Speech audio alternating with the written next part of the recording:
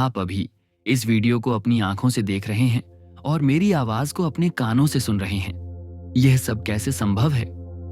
सांख्य दर्शन कहता है कि यह सिर्फ देखना और सुनना नहीं है, बल्कि मन और हमारी इंद्रियों का एक जटिल खेल है। आइए आज हम अपने ही अनुभवों के विज्ञान को गहराई से समझते हैं। हम सोचते हैं कि हमारी आंखें देखती हैं और कान सुनते हैं, लेकिन सांख्य दर्शन के अनुसार यह एक अधूरा सच है। अगर ऐसा होता तो जब आप किसी गहरे ख्याल में होते हैं तब भी आपकी आंखें सब कुछ क्यों नहीं देखती या कान सब कुछ क्यों नहीं सुनते?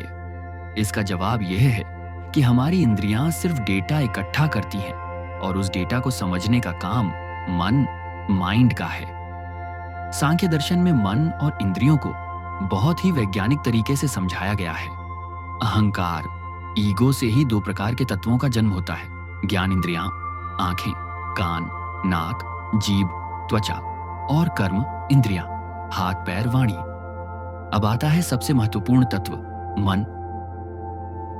अगर इंद्रियां सिर्फ डेटा इकट्ठा करने वाले सेंसर हैं, तो मन वह केंद्रीय प्रोसेसर है जो उन सभी डेटा को एक साथ लाता है। यह मन ही है जो सोचता है, इच्छा करता है और निर्णय लेता है। यह अहंकार और इंद्रियों के बीच एक पुल का काम करता है। इसे आप एक कहानी की तरह समझ सकते हैं। आत्मा वह राजा है जो शासन करता है, बुद्धि उसका सबसे समझदार मंत्री है, अहंकार अहंकारी सेनापति है, मन सहायक है और इंद्रियां सिपाही हैं जो जानकारी जमा करते हैं। जब कोई जानकारी आती है तो सिपाही उसे देखते हैं, मन उसे इकट्ठा करता है, अहंकार उसे मेरा अनुभव मानता है और बुद्धि निर्णय देती है। यही अनुभव की पूरी प्रक्रिया है। क्या हो अगर हमारी इंद्रियां हमें वह दिखाती ही ना हो जो सच में है? सांख्य दर्शन बताता है कि इंद्रियां सिर्फ बाहरी दुनिया को ही समझ सकती हैं, लेकिन मन और बुद्धि की मदद से ही हम आत्मा, पुरुष को जान सकते हैं। ये इंद्रियां मोक्ष के रास्ते में पहला पड़ाव है, न कि आखिरी मंजिल।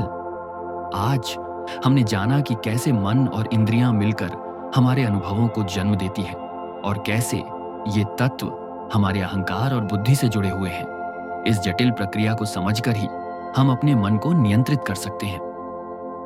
अगले एपिसोड में हम सांख्य के सबसे भौतिक तत्वों, 5 महाभूतों के बारे में जानेंगे। देखते रहिए दर्शन यात्रा।